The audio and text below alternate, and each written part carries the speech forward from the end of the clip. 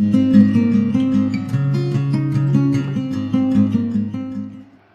हम इस वीडियो में रूपक अलंकार को समझेंगे। पिछली वीडियो में हमने अनुप्रास, यमक, श्लेष तथा उपमा अलंकार को समझा था। अगर आपने उन वीडियो को नहीं देखा है तो उसका लिंक हम डिस्क्रिप्शन बॉक्स में दे देंगे, आप वहां से उन वीडियो को देख सकते हैं। अब हम रूपक अलंकार को समझ लेते हैं। हमने उपमा अलंकार में जाना था कि जिसकी तुलना की जाती है उसे उपमेय कहते हैं और जिससे तुलना करते हैं उसे उपमान कहते हैं। तो जब उपमेय और उपमान दोनों को एक रूप मान लिया जाता है वहाँ रूपक अलंकार होता है।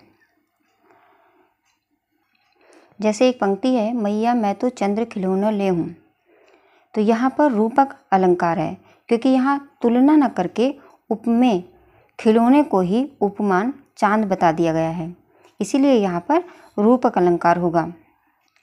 रूपक अलंकार कक्षा 10, फर्स्ट ईयर, इंटर सभी परीक्षाओं में अक्सर आता है। तो ये परीक्षा में किस प्रकार आता है और किस प्रकार इसका उत्तर लिखेंगे वो अब हम जानेंगे। प्रश्न आता है रूपक अलंकार की परिभाषा उदाहरण सहित लिखिए। तो इसकी सबसे पहले परिभाषा लिखेंगे कि जहाँ उपमेय में उपमान का भेद रहित आरोप हो वहाँ रूपक अलंकार होता है। रूपक अलंकार में उपमेय और उपमान में कोई भेद नहीं रहता, वहाँ ही रूपक अलंकार होता है। इसका उदाहरण है चरण कमल बंदो हरिराई। इसका स्पष्टीकरण है, यहाँ चरण में कमल का भेद न रखकर एक रूपता बताई गई है, अर्थात चरण यहाँ उपमेय तथा कमल उपमान है, तो यहाँ चरण को ही कमल मान लिया गया है, इसलिए यहाँ रूपक अलंकार है। अगर ये परीक्षा में आता है कि रूपक अलंकार की परिभाषा उदाहरण सहित लिखिए तो आप इस प्रकार से लिख सकते हैं। इसको और अच्छी तरह से समझने के लिए हम दूसरा उदाहरण समझेंगे। दूसरा उदाहरण है मुख चंद्र तुम्हारा देख सखी मन सागर मेरा लहराता। यहाँ पर इसका स्पष्टीकरण देखिए, यहाँ मुख जो है उपमेय है और उपमेय में चंद्र उपमान का भेद न करके एक रूपता बताई गई है, अतः यहाँ पर रूपक अलंकार है। परीक्षा में आपको एक ही उदाहरण लिखना है, या तो ये लिखें कि चरण कमल बंदो हरिराई, या फिर ये लिख सकते हैं मुख चंद्र तुम्हारा देख सखी मन सागर मेरा लहराता है। उपमा अलंकार की तरह रूपक अलंकार भी बहुत ही सरल है। उपमा अलंकार में एक की तुलना दूसरे से की जाती है, पर रूपक अलंकार में दोनों को समान बता दिया जाता है, एक जैसा बता दिया जाता है, वहाँ पर रूपक अलंकार होता है। जैसे कहा जाए कि मुख चंद्रमा के समान सुंदर है, तो मुख चंद्रमा के समान सुंदर है तो यहाँ पर उपमा अलंकार, और अगर कहा जाए कि मुख चंद्रमा ही है तो रूपक अलंकार। तो रूपक अलंकार में भेद खत्म कर दिया जाता है, समाप्त कर दिया जाता है, दोनों को समान बताया जाता है, तुलना नहीं की जाती। तुलना जो है उपमा अलंकार में की जाती है, रूपक में नहीं।